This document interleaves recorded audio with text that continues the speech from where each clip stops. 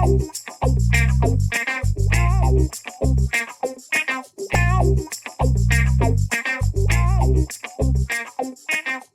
folks, welcome back. This is Actors Talk About Themselves, number two. And I've got a very, very special guest here, and you can probably see him right now. Now, I went just before the... actually, I'm going to take my headphones off because I don't really need them because it just sounds like a bit, you know... too much in your head. Now you're in your head. Too much, yeah, I know. It was a couple of months before the premiere of... Unexpected Journey, the very first movie, and I thought, hey, everyone's going, hey, you should go to LA, you should check LA out. So I did, and I went and stayed with Graham McTavish at his place. It was sort of close to Santa Monica. I remember because there was a swimming pool I used to go to, and I mean, he said I blocked his toilet, but I really don't think. I think that was the toilet. Anyway. Aside, as part of this, I decided ever since I was a kid I wanted to go to Disneyland. And so I thought, I'm just going to go take the trip and go to Disneyland. And I arrived there at midday. One particular day, I'd hired this nice Fiat 500 from Enterprise. And not getting anything for that. And they're watching right now. They're watching. They're obviously watching. This is going to be on their website. And so I decided to go out there. And when I was out there, I was on like a train, and there was these two guys next to me. And one of them was dressed and was like an umpire's or referee's uniform. I thought, okay, these look like funny guys. And then when we got off the train from the car park to Disneyland Park, they basically said, where you going? I said, oh, they thought I was with someone else. Anyway, they basically kidnapped me for the day. And there was Kris and, of course, Bob Brindley, who was an actor. Now, Bob... You basically took me around Disneyland, and we were there for 12 hours. And yes, and you remember, like, and you had that bag off. It was just like, you guys know Disneyland. Like, how many times have you been to Disneyland? Well, back when you're an unemployed actor living in LA, and back then the passes were so much cheaper, and so I think that year I went like 40 times to Disneyland because. Why not? What else do you do? You don't have an audition. You don't really have anything else going on. Might as well go to Disneyland. Exactly. And why were you dressed in that outfit? So I had an audition that morning, and my buddy Kris, who was down from Portland, we drove out to the audition. It was for Cougar Town. Nice. And I couldn't remember it was Cougar Town. I did not get the part. I did not get the part, but I did get to. We went to Disneyland afterwards, and I was dressed still in my referee outfit. It was like for some kickball game or something like that, and I was the referee. But anyway, I saw this guy with a Van Halen t-shirt on, and I was like, I gotta talk to this guy. And then he opens his mouth, and he's got an Australian accent, and I'm like, wait a second. I really gotta talk to this guy. And then I saw you were by yourself, and Kris and I go all the time. We've got a stack of fast passes, and this is before you could like kind of mix your old fast passes with the new ones. And I was like, you're coming with us. You only got one day here. We're taking care of you. And we kidnapped you. Exactly. And you did, man. That was one of. I've been wanting to go to Disneyland since I was 8 years old, and that was one of the best days of my life. 12 hours, and you bozos just like taking me around and goes, okay. So it was like going on camp. You've got we got this, we've got that, and you guys have been camp counselors, haven't you? So like, okay, we're doing this, we're doing this. We're going here first, and then we'll get a ticket to that, and then we'll line up to there, and it was just unbelievable. We had a system, and we abused it. And we call that the full pull. When you do the full day and you're like exhausted at the end of it, but hey man, you got one day. We got you your money's worth. That's for sure. Exactly. And like, tell me, obviously the burning question from everyone at the moment is like, did you have to buy that referee's shirt, or did you already have it? I already had it. As an actor, you just like keep everything that you've ever had for whatever reason in your life, because you never know when you're going to need to audition wearing it, or some sort of weird part that your friend writes this web series for you. So. Exactly. My point. Now, does your wife try and throw out all these random bits of clothing that you own? Yes. All the time. We just moved, and we went from a bigger place to a smaller place, and she's like, do you need all these clothes? I'm like, but I just never know. You know. And she's trying to do that whole, have you worn this in the last 3 months? If you haven't, you don't need it. I'm like, but baby, it's an audition, might come up. The unknown is the unknown. Yeah, there's going to be a James Cameron movie in the next 3 weeks. They're going to need a Hungarian petty officer on a naval ship. They're definitely going to need one. If it comes up, and I don't have the shirt. I don't even and know. I'm gonna look the stupid one because everybody else in the line is gonna be wearing their Hungarian petty officers that they didn't have to throw out. Exactly. I mean, I've got my this one. This is my Chewbacca onesie. I mean, that could come in handy. I mean, this. I mean, the still, that could come in handy one day. Yes. And of course this one here, that. Actually, I think I wore this. I did a video for Kris's wedding, and I'm pretty sure I wore this. And I think I was pretending to be Canadian, eh? And so yeah. See, that came in handy. When some crazy guy's going to ask you to make a video to say hello to your friend for his wedding. I know. That's why you got to keep all these things. Exactly. The struggle is real, as the kids say. The struggle is real, and you got to keep everything. Yeah. Now, I mean, the other question that I've always been wanting to ask, actors, are you completely sick of Aussies and Kiwis coming over and trying to be American? And the British and everybody else, sure. I mean, I want to be the next James Bond, but there's no way they're going to let an American with my terrible British accent go over there and play, an English character. But we're going to let all these guys come in and play American characters. I think you need to come to Australia for a few months and sort of get drunk a lot and play a lot of football, and then go back, and then go, hey, where are you from? Sydney. That's Sydney. I'm from Disneyland. Yeah. But like as acting, I know that you're away for work at the moment. What are you doing? Because we all do other stuff, right? So what are you doing at the moment? So I was able to translate because I've done stand-up, I've done improvisation, I've presented live, a lot of different things. So I actually have a job for a software company where I go to conventions and I either present or I'm, kind of at the booth area talking to customers. Yeah. So, it's one of those things where I'm, compared to a lot of the other engineers and whatnot that might work in software who aren't quite got the people skills, they might say. And so I'm a trainable monkey, give me a script.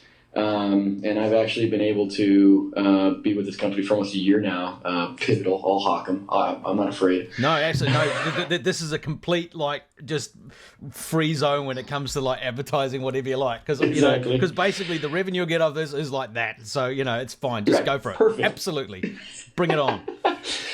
But yeah, so to to offset the cost of living particularly in California, which is outrageous, in LA, and I have a daughter now, and those are all real costs. So, but this job is in my wheelhouse in terms of I get to present, I get to be with people, I get to learn something. The product is actually really cool, and the people that I work with are great, so that makes it even better. And I get to travel. So right now I'm in San Diego.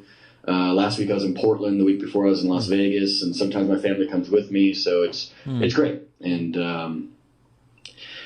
I'll kind of keep doing it until something else comes along. It's like last summer I was a waiter and I was substitute teaching. You kind of just do anything that can kind of keep you afloat, so you can still make time for auditions and shooting projects and stuff like that. And then this came along, and in the true improv world, I said yes, and let's do it. And it's been great, and it allows me, when I'm not actually at a convention, I can audition and I can go, do the things that I need to do, and I don't have to worry so much about the money because I'm, a salaried position at this company. So. Yeah, it takes because I'm teaching, I'm teaching at the various places. The New York Film Academy in Sydney is one of them, and I just say, if you can find a work that basically takes the desperation out of your life, you can earn the money, especially with a family. I know what it's like. I've got a 5-year-old, and you need to pay the bills, and it's all very well committing to creative things, and you've got to do it. I mean, that's one of the reasons I did this. I can do this from my home, from my office. So from your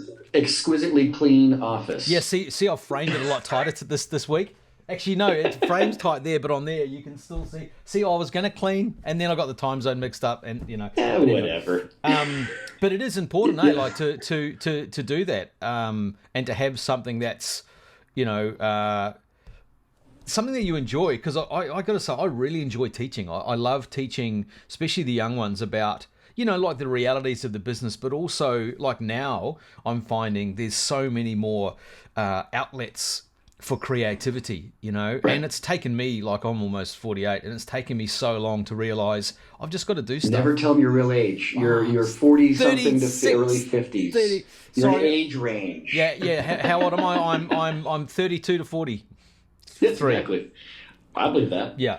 But there's so much, and it's like, just do something, you know, like I've been teaching kids voiceover, and I'd say, look, you know, if you want to do animation, just find a friend who's studying graphic design or animation, and just do it and put it online, you know. So there's so many things that you can do. I used to sell wine like for a long time, you know. Yeah, but it's important, and as you say, maybe drank too much. Yeah, no, maybe don't do the own product. I had to leave that job. I really had to leave that job. But I mean, like, as far like in Australia, obviously, and in New Zealand, and you know, there's a few people out there, you know, who are, you know, down under, and you know, we always hear of like the Australians' story about, you know, going to LA and, you know, going for pilot season, which is sort of like spread over the year now, and it's so different now. Yeah. TV's not even a thing. It's all internet and online stuff. So. But what's it like? What we don't often hear is what's it like for, you know, someone who's you know, jobbing actors. And taking other jobs who actually live in LA. I mean, what's your experience like with auditions, and, you know, what comes up? Yeah, so I'm originally from the Bay Area, which is a small market for acting, a lot of non-union work. And one of my big things when I started out, I had a great acting coach. So I applaud you in teaching the younger generation. You know, that is great. But she, you know, was like, get as much experience as you can, because once you go union and all that, you know, the stakes are a little higher. There's more money being involved and stuff like that. So it was great for me. I got to spend many years doing, you know, independent films and small commercials and a lot of corporate videos and training in that. Yeah. And then once I became union, it was like, well, I'm either going to go FICOR, which is a whole other conversation we can have, which is basically giving up your union status so you can do non-union work. Yeah. But or you know, move to LA, which is a more union town. And so I moved to LA about 6.5 years ago, and I fortunately, through my, you know, when I was in San Francisco, I was acting. I was teaching a commercial audition class at a casting agency, and I worked at a casting agency as a session director. And so I got to see a lot of the different ins and outs of the kind of casting side, which is great because us actors go in our heads so hard after we do an audition. And, you know, realizing all the different things that you can control and then can't control. Yeah. But, so through that, I had actually met a casting director in LA, and she suggested me to a commercial agent in LA, and I signed with them pretty right away. And then, you know, and then kind of began my world into the LA of, like, it's different than San Francisco, small town, so one agent does everything. Well, in LA, you have a commercial agent. You have a theatrical agent. And theatrical means TV film, it doesn't mean theater. Yeah. And then you get, you have a modeling agent, you have a voiceover agent. So you have, you know, kind of all these different separate entities. And I was fortunate enough to book a couple commercials my first year I was there, which was kind of unheard of for a lot of newbies, but, you know, that helps. It helps pay the bills. Yeah, totally. And, you know, and obviously helps get you on health insurance, which is a big deal for us actors. Because we don't take care of ourselves. No, just so always drunk. We need people to take care of us for us.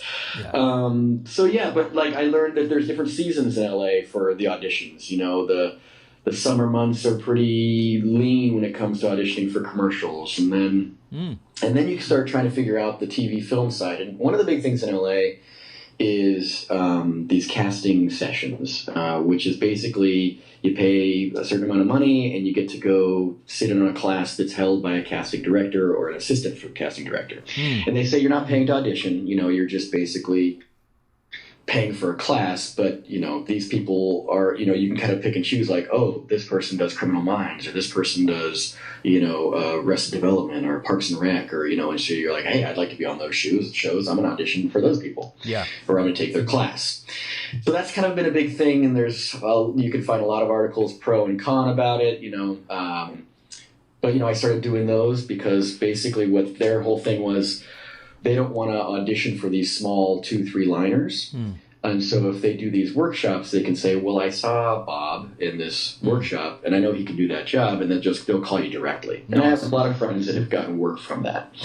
But yeah, then it became like, how do I get into this TV film world? And there's the seasons for that. You know, there is a pilot season. It's not as strong as it used to be, particularly maybe 5-10 years ago. But there's they kind of are casting for pilots, or January, February, March they decide to who's going to be in it. They shoot the pilot, and then March, April, they're figuring out which shows are going to be picked up, and then they start casting, or they start staffing, writers and all that other stuff. And then in August they start filming. So kind of from May to July, August, it's really a dead zone. Yeah, and then November they cancel them. And then November, exactly. So then you do it all over again. Because it's like, and what I didn't realize, because I went for a couple of couple of different pilots, and I never got to this stage. But apparently, if you go in, say you go through the first round of casting, and then or interviews, or what do they call them, or meetings. But if you're on the short list and you've got to go back in to meet the director and stuff, you have to sign like a 7-year contract or something, don't you? Is that pretty much how it works, or you have to sign a contract to say you're available? I mean, I haven't been fortunate enough to get to that phase, but I would assume so, because if this TV show is going to be picked up, you gotta, if you're going to be in the pilot, that means assumedly you're a main character, or at least a recurring character, and they want to make sure you're available. So it makes sense. But of course, if that happens, I'm available. 7 years. Yeah, exactly. I'm a working actor for 7 years, 100%. So that's the official word from me and Bob. We're both like, so we've heard. We're so into it. I mean, it's one of those things where I have some really good friends that have been in some stuff, and one of my friends, she was a regular on Rizzolian Isles, and so it's fun to talk to her about that process. But it's just like anything, you stick around long enough, the community gets closer. You start to see and know the people, and see the same faces, and it's. Oh, looks like we've had a little bit of a connection problem, but that's all right. He's reconnecting. See, I also met Bob. Also came to the premiere of the Battle of Five Armies with another good friend of mine who I'm going to talk to, Jeff Bollo, who's created this amazing screenwriting system which is called Fast Screenplay. So we'll have a chat to Jeff. It just reminded me I need to get hold of him. And I called Bob up. It was, I think, probably the day of the premiere. We suddenly got all these tickets. Oh. The internet shut down. The whole internet. I know. It just, exactly. It just went, what? No, I'm not going to do that. And we're back. I can't remember. We were talking about like auditioning and pilots. Three-legged horse races. Three-legged horse races. That was the last thing I heard. Yeah, exactly. Hey, I was in the little break. I thought I'd pad.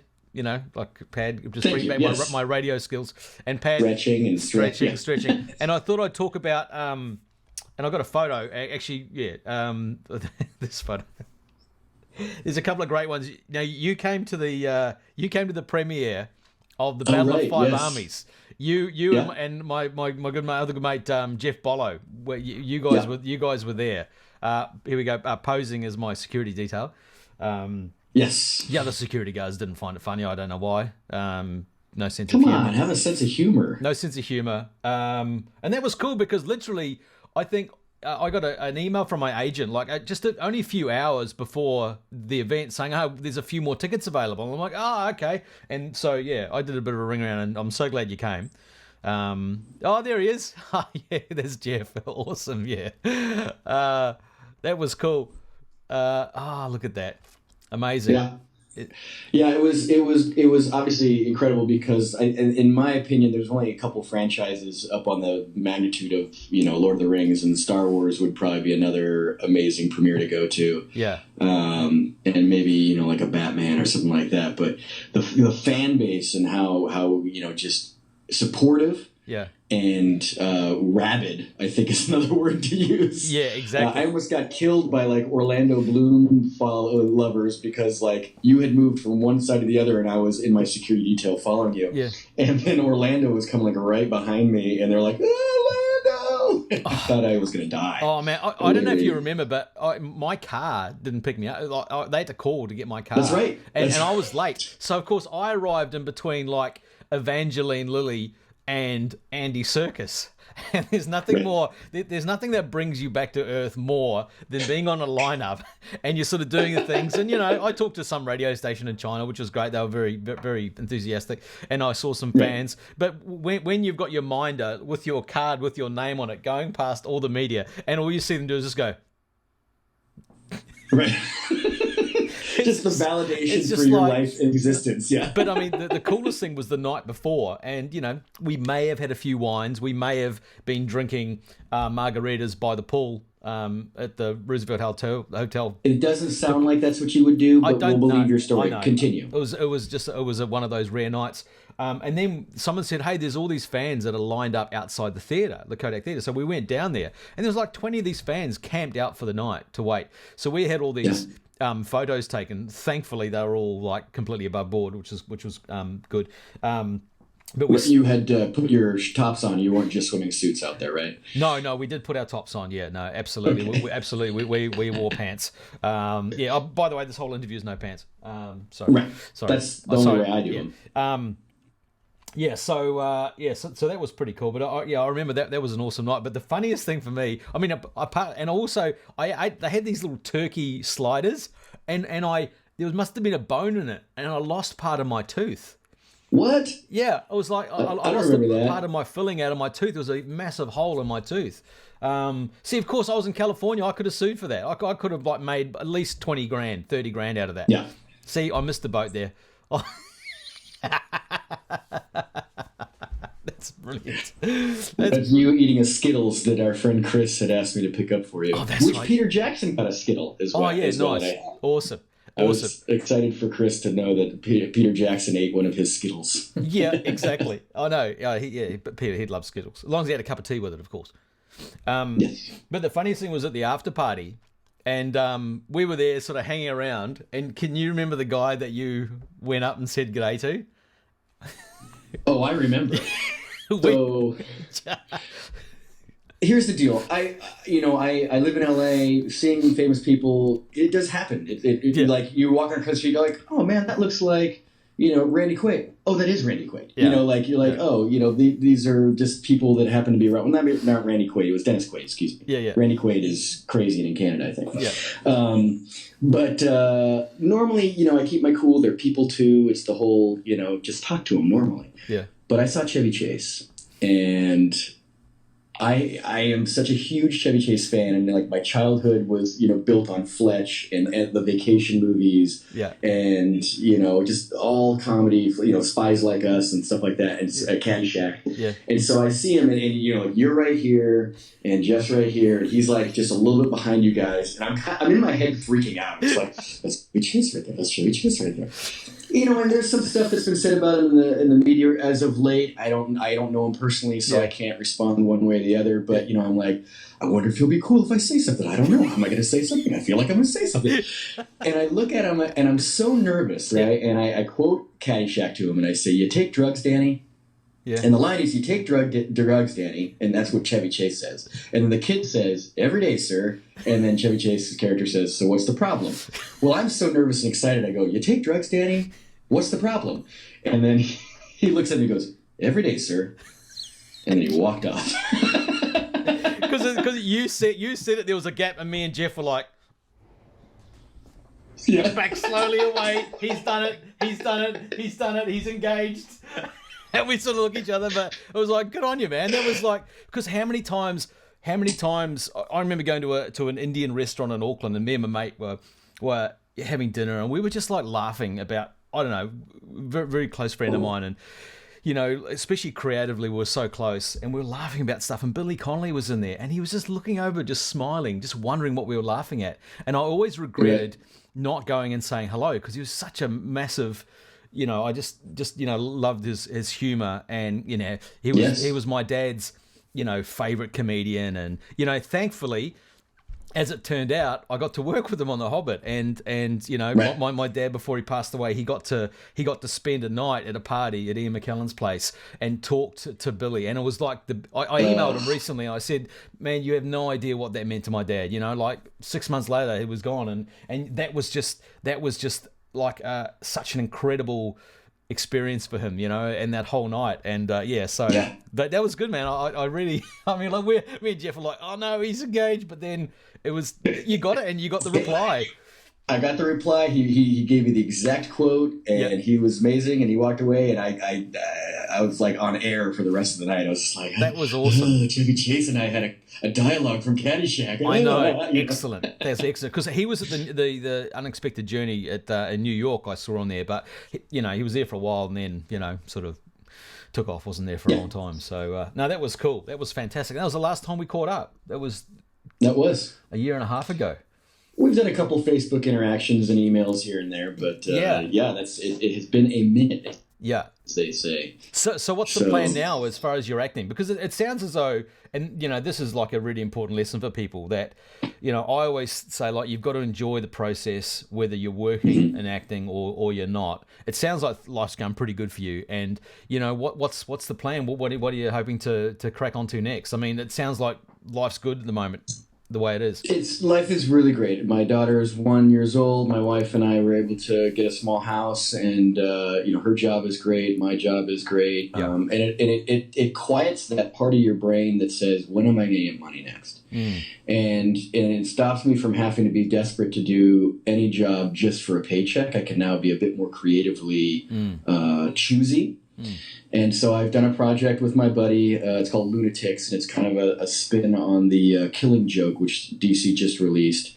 And it should come out within the next couple weeks. Nice. He's editing it and stuff like that. But it's allowing me to do projects that I care about. And if auditions come up for commercials and whatnot, if I can go, I go. And if I can't, my agent gets it. She knows I have a job doing stuff. But, like you said, the excuses for doing your own things are so much smaller now with all these really great cameras that are inexpensive, all this prosumer stuff, being able to edit, having, friends that can do, sound, and, you can just kind of put your own makeshift stuff together. Because as long as you have a story that you care about and you're passionate about, you might as well, make it. Yeah. And so right now, obviously my main focus is taking care of my family, being with my daughter and my wife, and, just watching her grow. And, as an actor, it's a very selfish time in your life, particularly early on, because, it's about you, it's about building your business, it's about making sure I'm taking these classes and I'm meeting these people and I'm doing this. It's me. And then, as you bring somebody else in this world and now you're in charge of taking care of them, and the responsibility is on you. And it's not about me anymore. It's not like I love acting, and I love the performance and the camaraderie with the friends and that special time that is creating art. But it's also 100% about my daughter. So it's like, if I can fit that in and make sure that it's something I care about and I want to do, I'm doing that. Yeah, man. And I have some friends that are, we get together and we're like, what's our next project? And we work on that. And then, taking care of my daughter and being a good dad, as best of a dad as I can, a good husband to my wife. And so, it's a really good space. And as an independent contractor, in 2000, I started this journey of being an actor. And, I've been on national television for commercials. I've been on a TV show. I've had the people texting me like, hey, I saw you on commercial, blah, blah. It's great. And that's that's what you want. And that's what's exciting. And now it's like, I don't need that as much as I just need to be with my daughter. I need to do a project that fuels my creativity, as opposed to hawking some, toothpaste somewhere or, something like that. It's like, those are great and it's fun, but, you've tamed the ego. You've tamed the ego, bro. And that's something that I've only just recently done, because the project I was in obviously was it was so huge and there was so much expectation afterwards. And, to me, that's not real life. Most actors are doing what you're doing, and that's what I'm doing now. I'm doing my projects at home, and I'm fulfilling myself creatively by doing what I want to do. And that other stuff, if you hit it, if you sort of hit a rich vein, that's amazing, and enjoy it. Absolutely enjoy it. But it's, unless you're on that the top level, you can keep it going. But it's more often than not, it's just just enjoy it. I mean, what would be the one piece of advice you'd give to? Because there's a lot of obviously a lot of Hobbit fans here. There's a lot of people who are interested in acting and wanting to get into it. What would your advice be for them? I have a couple pieces of advice that I really enjoyed. One is be nice to the people on the way up because you're going to see them on the way down. And it's a truism on so many different levels. But at the end of the day, you go home and you're you, and you need to be okay with you. Yeah. And you need to be okay with who you are in that process because, you know, like you said, the lights will be on and they'll be shining bright and they'll be, you know, focused on you and everything's coming up you. And then the next, it's not. And it's just the nature of the business. There's the extreme ups and the extreme downs. And we see what happens with people in our business in the extreme downs. And you need to learn how to take care of yourself, and you need to learn how to be okay with just you and, you know, make sure your brain doesn't keep nagging at you and stuff. And like you said, keep that ego in check because, you know, I've had those moments where it's like, I had 2 commercials going, I had a TV show thing, you know, everything's coming up, Bob, and you're like, yeah. And then 6 months go by and you haven't booked anything and you don't even get a call back. And normally you're the king of callback, you know, all that kind of stuff. And it's like, oh, totally. You know, it's ups and downs. And if you're in it for the right reasons and you can take care of yourself, that's how you make a career. Yeah. Right. And you're not a flash in the pan and you're not, you know, something like that because, you know, it is a career. It is a lifestyle. It is a choice. And all of that, it's great and it's wonderful and it's so fulfilling. But just take care of yourself because it can be overwhelming for sure. Wise words. Very wise man. Bob, mate, it has been an absolute pleasure reliving some of those laughs that we've had. And some really great advice too, you know, and what it's like to be an actor in LA. Yeah, that's right. You know, come on out to LA. It's sunny and beautiful and expensive and, you know, see what you got. But, you know, it's... Bob and Kris's Disneyland tours. That's right. Yeah, all else fails, we'll go to Disneyland. That's the greatest thing. I don't have an audition date, but go to Disneyland. That's the motto. Awesome. But, yeah, it's so much fun reconnecting with you. I miss you. I can't wait to see you soon. I'll give you a big hug and hang out. So we got to make that happen somehow. Absolutely. And thank you for having me. Cheers, man. Thanks for being there. And I'm trying to tell my daughter all about Disneyland, and you know, I'll bring her over, and you can take her out as well. Perfect. I can't wait. Our daughters will meet, and it'll be the best thing ever. Awesome.